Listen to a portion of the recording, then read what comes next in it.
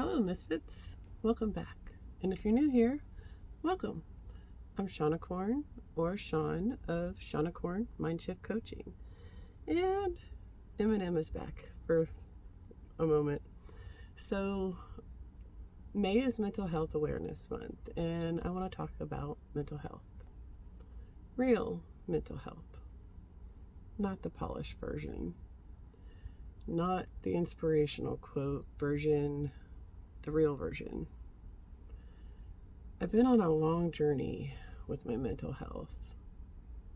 I used to struggle with severe negative self-talk, feeling responsible for everyone else's emotions, codependency, emotional numbness, dissociation, crippling anxiety, depression, panic attacks, emotional flashbacks, all of it.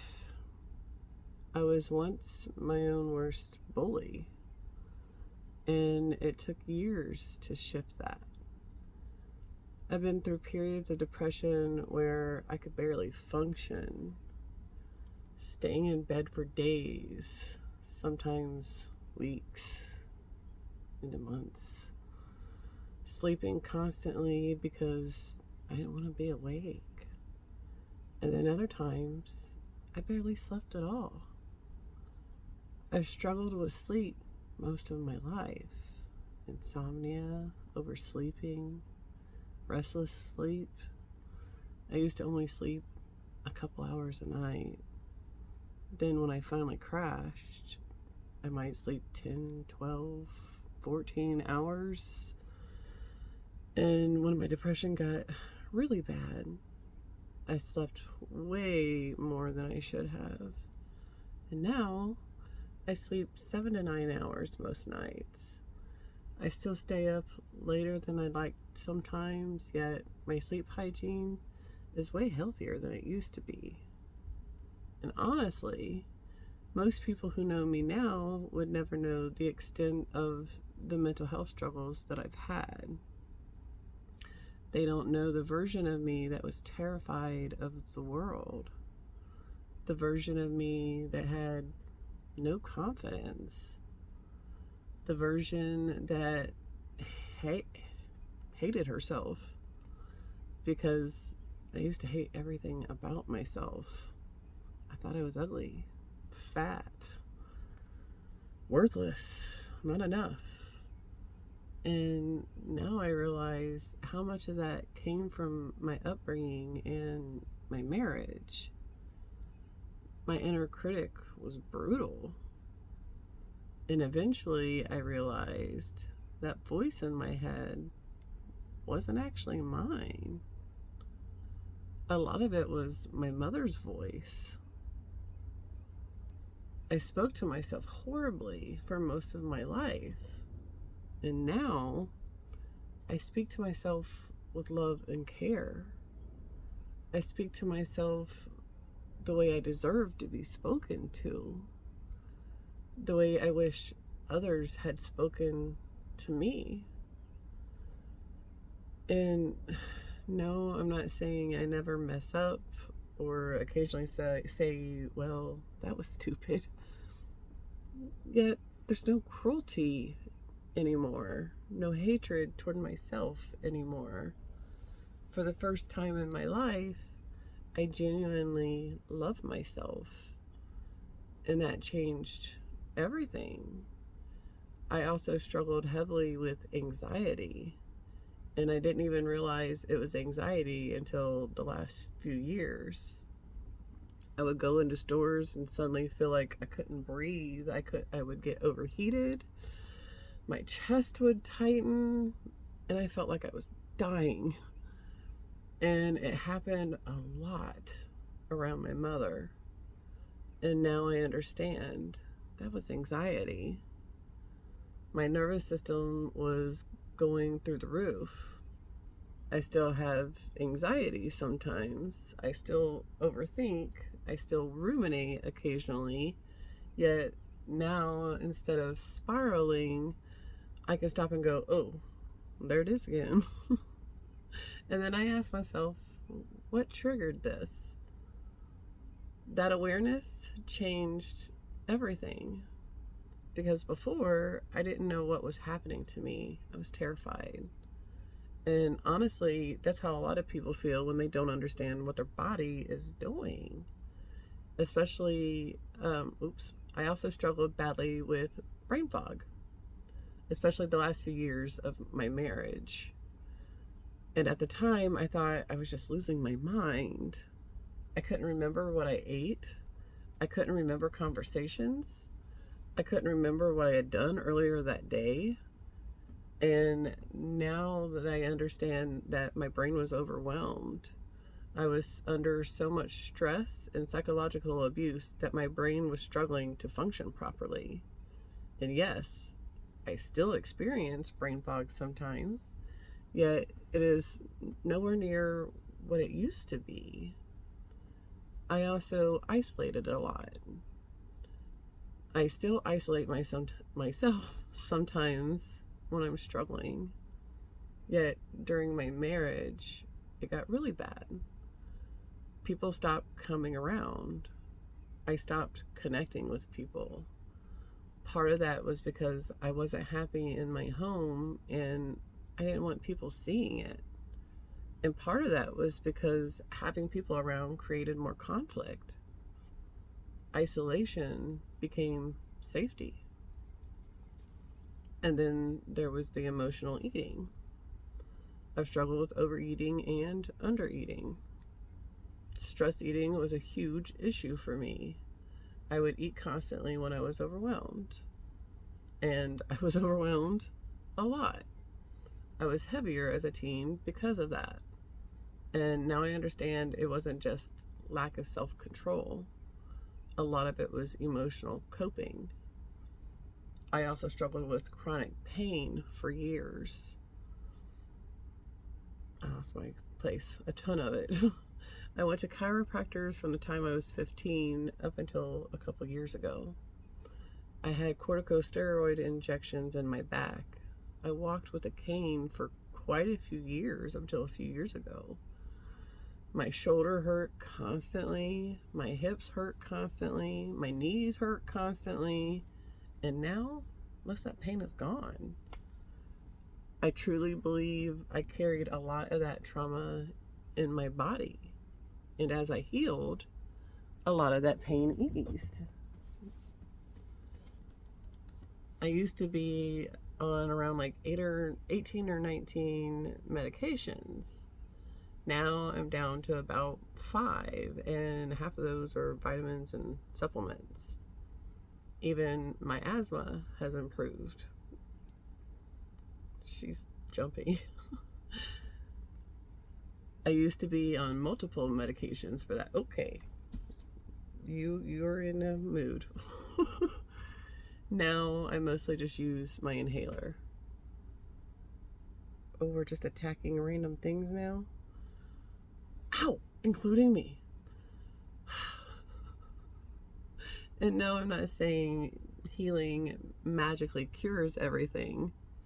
I'm saying trauma affects the body way more than most people realize. I also struggled heavily with avoidance and procrastination. And honestly, I still do. The difference is now I can usually talk myself into doing things. Before, nothing got done. I avoided people, avoided stress, avoided problems, or I exploded.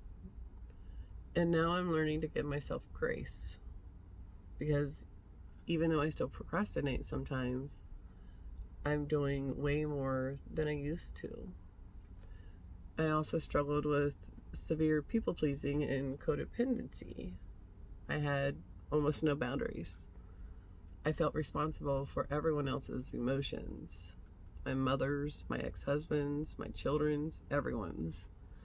I thought love meant sacrificing myself. I thought being needed meant being loved. And my coach actually warned me about this before my ex and I split the first time. She told me that I needed to figure out how to care for myself, because if we split, I would break. And she was right. because I was deeply codependent. I truly believed I couldn't function without him. When we split for the first time, I thought my world was ending. I couldn't breathe. I cried for days. I felt like I was dying. And then when we split the second time, I was completely different. I was done. I wanted out because I had changed. And boundaries became a huge part of that. Now, I still struggle sometimes, yet my boundaries are way stronger than they used to be. I no longer destroy myself trying to save everyone else. I also dissociated heavily. That was my survival response. Freeze and dissociate. I couldn't physically leave, so I mentally left. I used to emotionally disconnect constantly. I preferred numbness because feeling hurt too much. And I haven't dissociated in about 2 years now. About a year after my ex left is when it stopped. Now I feel if I feel myself slipping into that numbness, I pull myself back. Because I now understand that avoiding emotions doesn't make them disappear. It just delays them. And usually they come back even harder later. I also used to have panic attacks constantly, especially the last few years of my marriage. The more the abuse ramped up, the worse my mental health got. I was having emotional flashbacks constantly, sexual assaults, car accidents, childhood trauma. My nervous system was overloaded, and I haven't had a panic attack in a couple years now. Not because life is perfect, yet because I finally started understanding what was happening inside of me. And I think that one of the biggest things I want to people understand, a lot of us are walking around suffering mentally, and we don't even realize what we're dealing with. We think we're broken, lazy, crazy, weak, when really, a lot of us are traumatized, overwhelmed, burned out, disconnected from ourselves. And yes, I work in the mental health field now, yet I still struggle sometimes. And honestly, a lot of people in helping professions do. Many therapists, coaches, psychiatrists, social workers. A lot of us got into helping because we suffered too. Not all, yet many. And I think that matters, because I never want people to look at me and think, oh, she's healed, she's got it all figured out. No, I'm human too. I still have depression sometimes. I still have anxiety sometimes. I still overthink sometimes. Yet my lows are no longer as low. And that matters. I don't want to die anymore. I haven't had ideation in years, and that alone is huge for me, because there was a time where every depressive episode took me there mentally, and now it doesn't. That's growth. That's healing. That's awareness. And I want people to understand this too. You do not have to heal the way I did. I took on a lot all at once because I was desperate to feel better. And I do not recommend overwhelming yourself. Go at your pace. Take on what you can handle, and maybe just a hair more than that. Yet I will say this, better is possible, because I went looking for better, and better is what I found. Not perfect, not easy, yet better. And the more we talk about mental health, the less stigmatized it becomes. We have to stop sweeping this stuff under the rug, because none of us are immune. Life affects us all. Trauma affects all of us. Stress affects all of us. And sometimes the people smiling the biggest are struggling the hardest. So if you see yourself in any part of my life experience, you are not alone. And things really can get better. If you feel comfortable sharing, what mental health struggles have you dealt with? Was there something that I talked about today that made you realize, wait, I struggle with that too? Let's talk about it. The more we talk openly about mental health, the more we help each other heal. And if this resonated with you, helped you, or made you feel a little less alone, like it, comment it, share it, save it, so it can reach someone else who might need it too. Thank you, Misfits. I love you. Take care of you. Drink your water. Another lady that I watch, I can't remember her name right now, she calls it hydration station. Hydration station time. I love you. Drink your water. Eat some food. Take care of you. Bye.